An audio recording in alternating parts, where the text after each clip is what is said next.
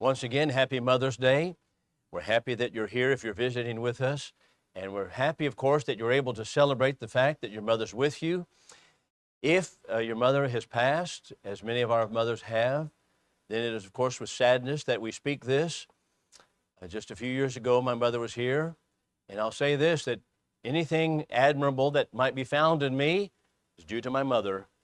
Anything less than admirable is due because I did not follow my mother's example. She was just a great and godly woman. So we're just happy that you're here today, happy that you can celebrate Mother's Day, and be sure to celebrate it while she's still in the land of the living, for the day is fast approaching.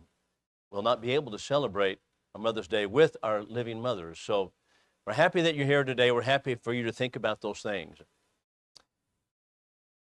So David is now an old man. He's on his deathbed.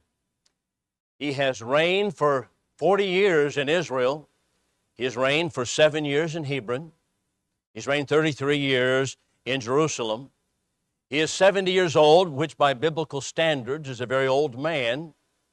And he has a hard time keeping warm, as many older people do. They have a hard time staying warm.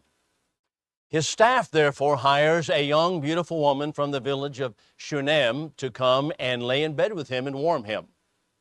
Her name is Abishag. She, however, of course, has no relations with him physically. She's simply there as a nurse to him, warming him up. David, of course, has reigned successfully. He has many heartaches in his life. And so we want to enter into his bedchamber for just a moment with his son Solomon and listen to David's charge to Solomon as he gives it in 1 Kings chapter 2, beginning in verse 1. He tells us here that, and tells Solomon, I'm going the way of all of the earth. And he says, I want you to show yourself to be a man, to be faithful to God, and not only that, but to walk in His ways and His statutes and in His ordinances all your days. And if you do that, and if your sons will do that, then we will not lack a man to be upon the throne of Israel. Be strong and show yourself to be a man. That's one of the interesting commands of the Bible. Be strong and show yourself to be a man. That means unwavering, standing foursquare for truth, not compromising with error, recognizing that there are many difficulties in life and challenges that we face, but stand for truth, stand faithfully with God, and God will continue to bless you. There is a New Testament counterpart to that command, interestingly enough, in 1 Corinthians chapter 16 and verse 13. 1 Corinthians chapter 16 and verse 13. Paul, finishing up the letter to the Corinthians, says, be watchful, stand firm in the faith, and act like men, and be strong. Unusual wording, isn't it? Be watchful, stand firm in the faith, and act like men, and be strong. Be watchful, that is. Don't be taken in by everybody's doctrine. Don't be fooled by the many false errors that are floating around the world. Be careful about what you learn and what you read. Be careful about what you believe and how you're going to guide your life. Be watchful. Stand firm in the faith, that is, stand firmly where you are. There are many places of opposition and many people who oppose us and cause people to become wavering in the faith. Don't be wavering, hot and cold, on again, off again. Be strong, stand firm in the faith, and then this statement, act like men. That is spoken to the entire congregation, men and women. Act like men. Do you know there is no corresponding statement in the Greek language, at least in the Koine Greek of the New Testament, that says act like a woman? I don't know why that is the case. Perhaps your speculation might be as good as mine. But perhaps it is the case that many men are too weak. I don't know. But he says act like men, that is, stand foursquare for truth. Even in times of difficulties and when the challenges are steep, stand for truth. Act like men, and then finally, be strong. Every one of these commands, all four of them, be watchful, stand firm in the faith, act like men, be strong. All four of them are in the present imperative, which means simply this, that it's a continual action on a continual basis. Continue to do this. This is how I want you to continue to act. And the same thing David said to Solomon, be strong and show yourself to be a man. Walk in the commandments of the Lord. There are too many men who are weak, too many people who are weak in the faith. On again, off again, hot and cold, here and there, scattered in their disposition, scattered in their focus, not focusing upon what they ought to do. And so David tells Solomon, be strong in the faith and act like a man. Show yourself to be a man. Solomon is going to take the reins of leadership, but just a few days before, it looked like it was not going to be. It looked like there was something else going to take place. As a matter of fact, Solomon had an older brother, and his name was Adonijah. You'll see it on the bottom left hand of the screen. Adonijah was the oldest son at this particular point in David's life. And Adonijah wanted to take the throne. He wanted to make himself the king because his father's now on his deathbed, apparently. No decision has been made as to who's going to be the successor king.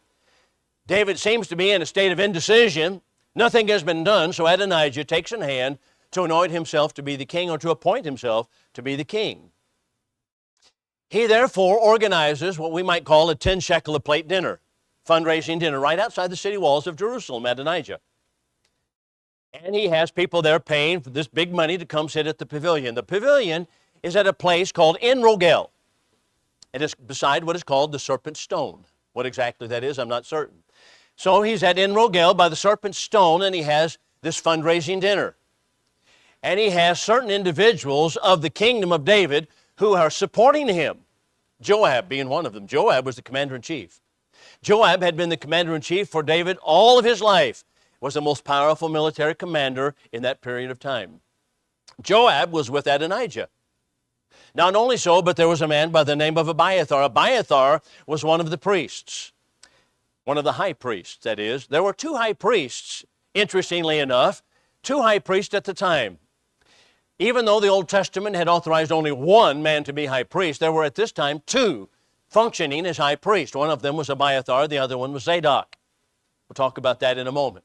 So these men were with Adonijah, as well as a great kingly staff of people, and they were at this, I suppose it was a pavilion, it was in the king's garden in Rogel.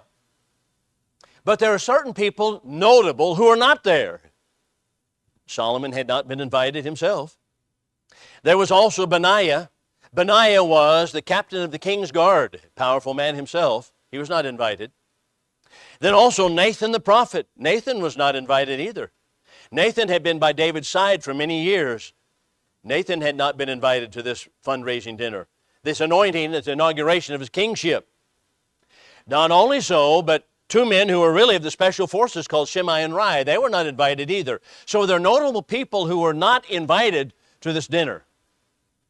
But there was a man who heard about it, and his name was Nathan. Nathan hears the commotion going on right outside the city walls at En Rogel. He recognizes what is happening. David's still the king on his deathbed. He recognizes that Adonijah is trying to usurp the throne, and so he runs very quickly and tells Bathsheba, David's wife, one of David's wives, he tells Bathsheba what's taking place. He said, here's what we need to do. We need to get in very quickly to King David into his death chamber, and we need to tell him what's happening. And so they did. Here's how Nathan said it. You need to go in first, tell the king what's taking place with Adonijah, and then I will come in and confirm your words. And that's what they did. Bathsheba comes in to the king's bedroom. Abishag leaves. Do you know what's going on outside it in Rogel? There's a man, Adonijah, one of your sons, who's claiming himself to be king, and they're going to coronate him today. And Joab's with him, Abiathar's with him, and many other notables. Then in comes Nathan, confirming her words. Now, David may have had many faults, and he did, just as we all do. But he did act with decision and promptness upon this occasion. He said, here's what you need to do very quickly. You go get the king's mule. Today, we have a motorcade. In those days, they had the king's mule. That's the way it was. They had the king's mule. Get the king's mule, bring him out, in front of the palace, put Solomon on him. Then you bring the trumpets and the singers of the temple, or the temple had not yet been built, but you bring the singers that David had appointed. You bring them out, and then you have a parade and coronate Solomon right now to be king. And that's what they did. So Nathan, Bathsheba, then you also have others such as Benaiah, the captain of the king's guard, all of the guardsmen coming out here, put Solomon on the mule and start riding down the street. The crowd gathered, and they began with loud acclamations. Solomon would be the king, and long live the king. And the trumpets were blasting. Outside the city walls, at En Rogel, at the 10 shekel a plate dinner, Joab, he was an experienced soldier. He heard what was going on. He thought, something is not right. He think, if this is what I think it is, we are in serious trouble.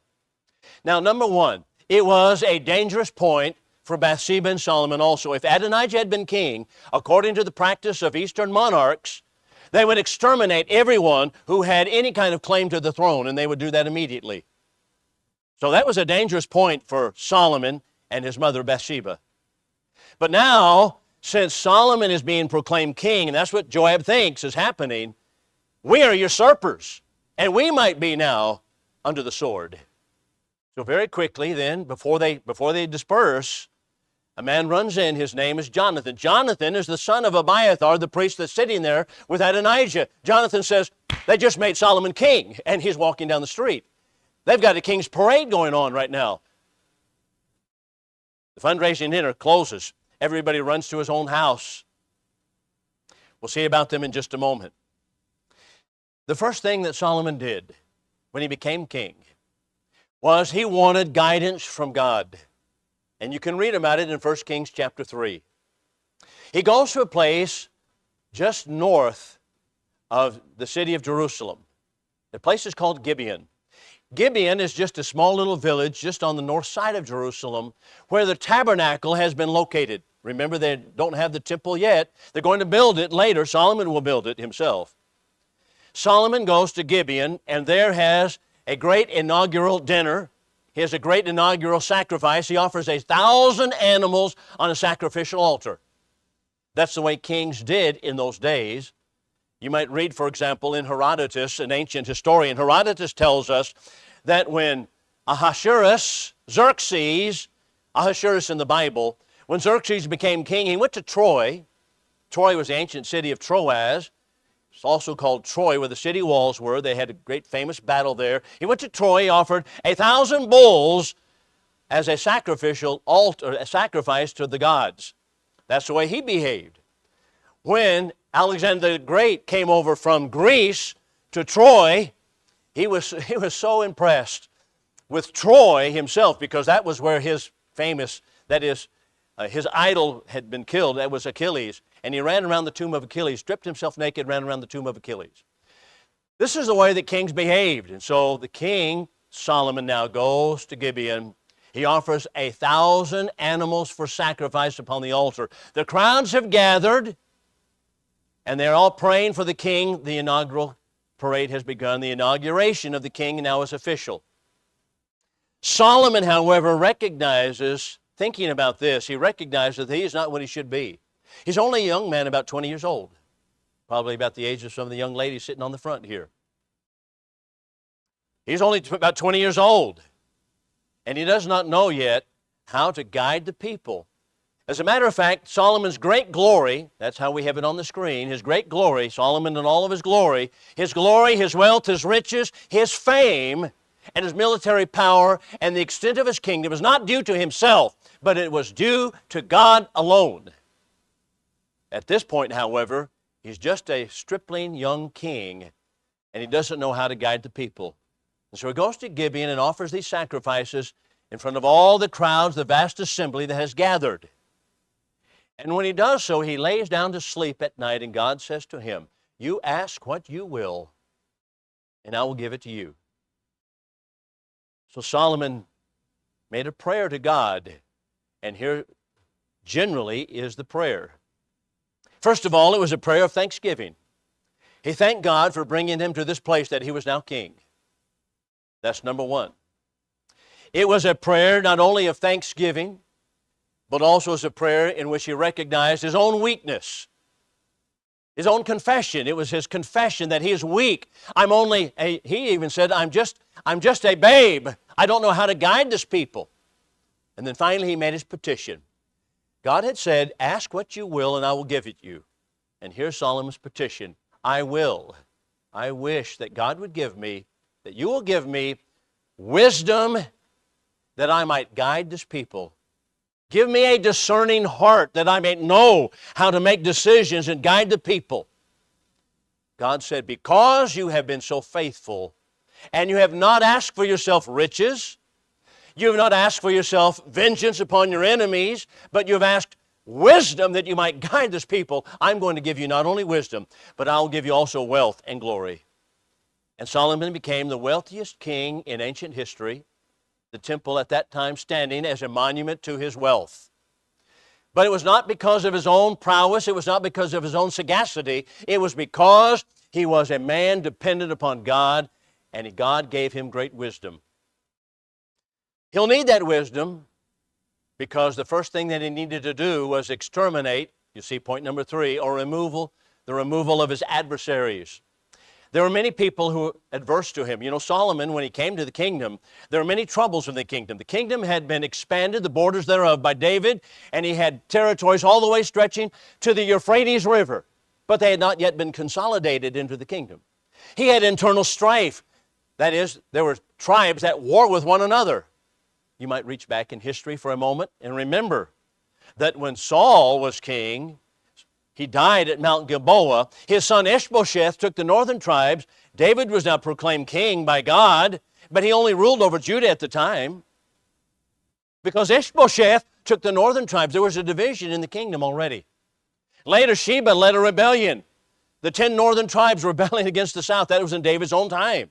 There was a division, internal division in the kingdom. Solomon wanted to know how to guide himself, his bark, through those difficult straits. So now, his wisdom came into play. Not only did he, according to 1 Kings chapter 3, give a great wise decision, which is noted for us regarding the 2 women. Remember the 2 women? Each of them had a child. One of them rolled over on hers at night, killed the baby. Both of them claimed the living child was theirs. They both came in before him. He said, here's what we're going to do. We'll split the baby, cut it in half, give each of you a half. The real mother said, no, please. No, don't kill the child. Don't kill the child. And he knew that was the real mother.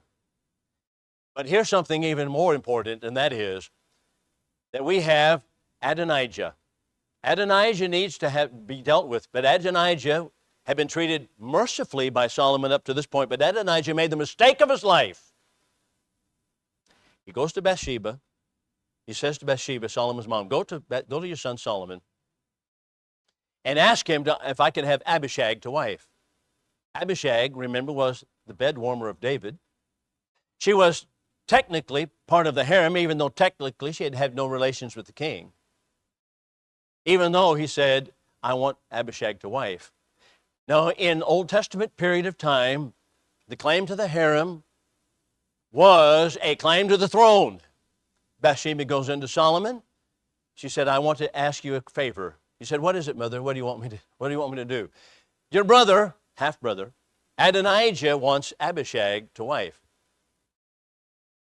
He said, why don't you just ask for the kingdom for him? Why don't you just ask for the kingdom? That's what it was. It was a claim to be king. Adonijah was put to death. The next person that had to be dealt with was Abiathar. Abiathar was called before David. Abiathar had served as a priest, a high priest, called before Solomon, rather. Abiathar had served as a high priest before David for many, many years faithfully. But if you recall back all the way to 1 Samuel chapter 2, you'll remember that there was a priest that was there by the name of Eli. Eli was a father and a priest, but he could not control his own sons, Hophni and Phinehas. They slept with the women who came to the tabernacle. And because of that, matter of fact, he did try to remonstrate with them, but that was all he did. They were already grown men, 30 years old and older, and he simply remonstrated with them. Said, why do you do this, my boys? What is that? Nothing. Because of that, God said, you're going to lose the priesthood. As a matter of fact, the line of Ithamar is not going to be the priest any longer. It will change over to the line of Eleazar. And now that time has come. Abiathar from the line of Eli, from the line of Ithamar, brought in before Solomon, says, you're out. Zadok is the priest from the line of Eleazar. Abiathar goes to his house. There's another man who sees the handwriting on the wall. I asked a class recently, so where does that phrase come from, handwriting on the wall? I don't know. It comes from the Bible. It comes from the book of Daniel, the handwriting on the wall. Joab, the commander-in-chief, sees the handwriting on the wall. Before David had died, he told Solomon explicitly, you'll need to deal with two people specifically. Number one, you'll need to deal with Joab. Joab was David's nephew. Joab was the commander-in-chief of the army, the most powerful military figure in all of Israel, but you'll need to deal with Joab. Why? Because Joab had committed murder. Number one, he had killed Abner. He killed Abner, as the book of 1 Samuel opens up. He murdered him in cold blood because Abner had been a commander-in-chief for Ishbosheth and earlier for King Saul. Joab would have none of it. Joab thrust him through with a sword. Later, he killed another man by the name of Amasa. Amasa had led the army for Absalom. Absalom, remember, been taken out of the way. Not only that, but he murdered him, and he also killed Absalom. David had said, when they went to the army to fight against Absalom, please be merciful to my son Absalom. His long hair got caught in the tree, hanging there in the tree, and they came and told Joab, said, he's hanging in the tree over here. He went over there. They said, well, the king said, don't harm him. Please don't harm him. Joab takes 30 arrows, put him in his heart right now. Cut him down from the tree, buried him in a shallow grave. That was Joab. David now, why did David never take care of that during his life? I don't know. I don't know. But he tells Solomon before he dies, you'll have to deal with Joab because he has murdered men in cold blood, specifically Abner and Amasa. So now the handwriting's on the wall. Joab sees what's taking place. Solomon's wisdom exercising itself. He runs to the tabernacle, which is in Gibeon, hangs onto the altar. Now the altar had a great big stone altar, probably about twice as big as this communion table here, and it had horns on the altar. That is, these projections on every corner. And somehow they thought that was asylum, so he hangs onto the corners of the altar. So Benaiah, captain of the guard for Solomon, says, go kill him. He comes over there, he's hanging on the horns of the altar. He comes back to Solomon and says, well, he's hanging on the altar. I can't kill him there. Solomon says, drag him off. Pull him off, kill him. And he does so. But there's another man that needs to be taken care of. That man's name is Shimei. Shimei was of the house of Saul, who lived just outside the city walls of Jerusalem. One day when David was fleeing from Jerusalem for his life because Absalom, his son, had tried to take the kingdom and actually did for a short period, David was fleeing. Shimei came out and cursed him mercilessly because he was of Saul's family and he didn't want David's family in there. And he said, be gone, thou man of blood. He said, it's a good thing you're gone. And he cursed him and threw dust in the air. At that time, one of the captains of the bodyguard was named Abishai. That was Joab's brother. Said, let me go take off his head. He said, no. No, he said, God sent him. I deserve this. But now David says, Shimei did curse me. He said, I want you to deal with him. So Solomon calls Shimei in before him. He said, you've dealt ill with my father, David. Therefore, you're going to live, but you must live right here in this community. That is, you're going to have an ankle monitor. That's what we do today, isn't it? We put an ankle monitor on someone, so now the ankle monitor goes off if you're outside the city limits or outside the boundaries where you need to be. So he said, okay, you have an ankle monitor, but that's really not, they had people watching. Shimei, you say, in this environment of Jerusalem, you may not go east of the brook Kidron. 2 years later, Shimei transgresses and goes beyond the brook Kidron. Solomon calls him in. I told you, you may not transgress, and you may not go beyond the boundaries of the city. But you've done so, so he put him to death. Adversaries are gone.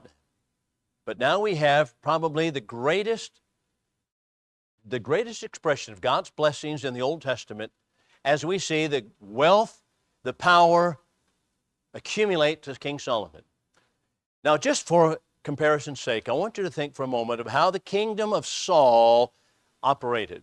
Saul was the first king of the United Kingdom of Israel. Saul was only a defensive king. That is, he fought the wars against the Philistines. They had incursions in the land. They built up their garrisons right in the country of Israel. And Saul was always on the defensive, fighting all these defensive wars. That's number one. Matter of fact, when he had his home was Gibeah, and he had his palace was really just a little mud hut. And there's just old people that was out sweeping the porch, and there was the ones, the palace guard. And the first time we meet Saul, we need him when the town of Jabesh Gilead was under siege on the eastern side of the river. They sent to Saul, and he was out plowing behind the oxen. That's something a king does, really. When we come to David, however, we have a different kingdom entirely. David not only was defending, but now he's expanding the empire. He expanded the borders of the empire all the way to the Euphrates River and all the way to the river of Egypt. And that's what Solomon reigned over. That's all the land that God had ever promised them. Solomon reigned over it. David also had made political alliances by marriage. Remember, he married the daughter of Talmai, king of Geshur, and by that girl, by that woman, he had a son by the name of Absalom. Absalom needed to go to his grandfather, Talmai, at one point, but David expanded. He had political alliances, but now watch Solomon. Solomon had no wars being fought.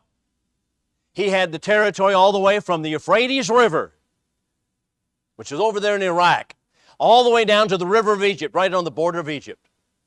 All that territory was his. But not only so, God had given him wisdom in order to manage it properly, and now he has the most powerful kingdom, really one of the most powerful in all of the globe at that particular time. As a matter of fact, he married Pharaoh's daughter. You don't marry Pharaoh's daughter unless you're actually a notable kingdom. That was a political alliance. So he married Pharaoh's daughter. Number two, he had a great organization for taxation purposes. He organized all the territory into 12 districts. One of the leaders of that was named Ben-Hur, no less. Ben-Hur. He had all of these different leaders, these governors of the different districts. Their purpose was to gather taxes, bring it to Solomon. So he had the organization. Then we have, for the first time in Old Testament history, as far as I'm aware of, that we have the property rights of individual families are protected. Every man, and here's how the Bible words it, lives under his vine and under his fig tree. His own vine and his own fig tree. That is your own property rights. If you don't have property rights, you don't have freedom. In other words, they had freedom, even though the taxation now became heavy. Not only so, but Solomon organized the army. He had an army now that was far greater than his father David's. He had a tank unit. In those days, the tanks were chariots. And for the first time in Israelite history, we have chariots that are used in the Israelite army. He had many different garrisons established.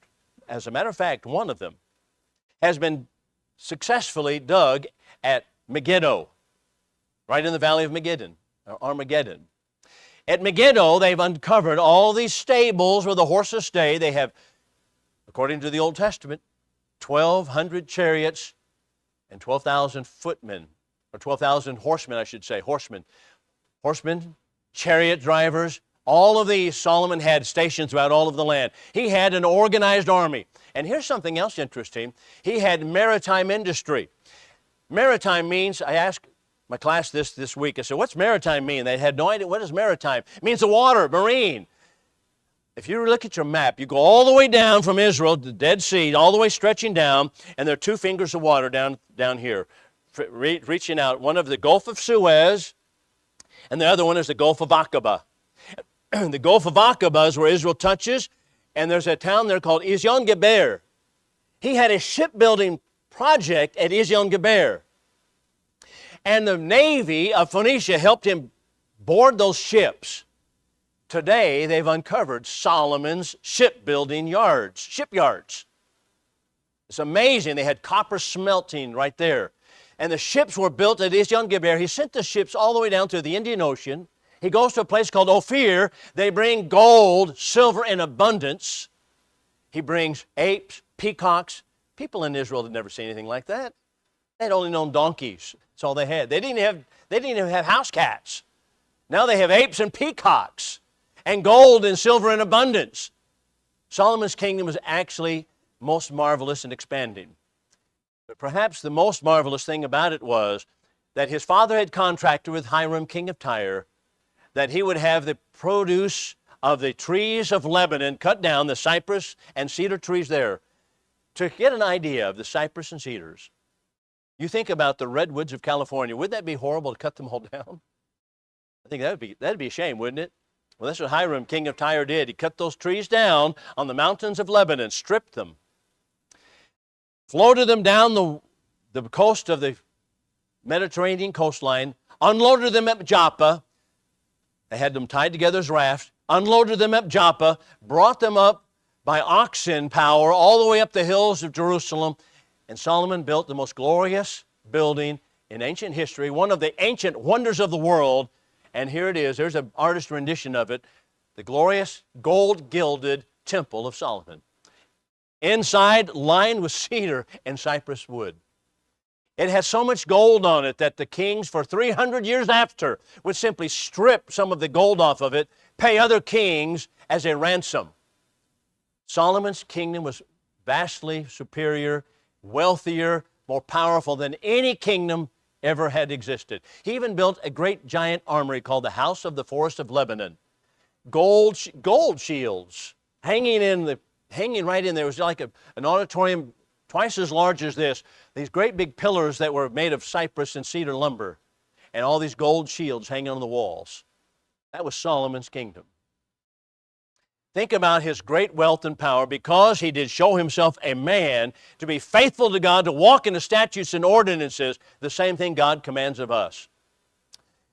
There was a book written in 2001, and the author's name is Christina Hoff Sommers. And she writes about the war against masculinity. And she documents one university one after the other college that have all of these programs that are designed to detox our society from masculinity, change manhood, reinvent manhood. This is how they advertise the workshops on university campuses. Reinvent manhood, change manhood, detox our society from masculinity. It's remarkable, isn't it? And they proudly spoke about how they would come together and they laugh and cry, and they wanted to make a metro man. They didn't want anyone to show themselves to be a man. That is the very opposite of what the Bible teaches. But manhood is keeping the law of God faithfully, not wavering, walking steadfastly, just as David told Solomon to do. Be strong and show yourself a man and keep the law of God. And that is so difficult for people today. That is the true manhood of Solomon's day. That's the true manhood today. You might say, well, that is an unusual lesson from Mother's Day. It is, isn't it? But you know what women really need in the church? You know what mothers really want? They want men to be men and be leaders as they should. I have been in the church all of my life. And I'm going to tell you, the backbone of the church, and I'm thankful for it, has been godly women. Because the men have been absentee. The men have been AWOL. They're not what they should be. They're not taking leadership. The men is what David now advises Solomon to be, a man. And so Paul does too. So he tells us, be watchful, steadfast in the faith. The King James puts it this way, quit you like men, that is, act like a man and be faithful to God. Don't be wavering. Don't be hot and cold, on again, off again, but be exactly what God wants us to be. That's what women really need. That's what mothers in Israel, the daughters of Israel here, they want sons and husbands and fathers to lead, spiritually speaking. If you've not been what you should be, now's a chance to make it right. We'll sing a song of invitation. As we sing, you can come to the front. We will assist you in any way that we can. While we stand and sing, come now.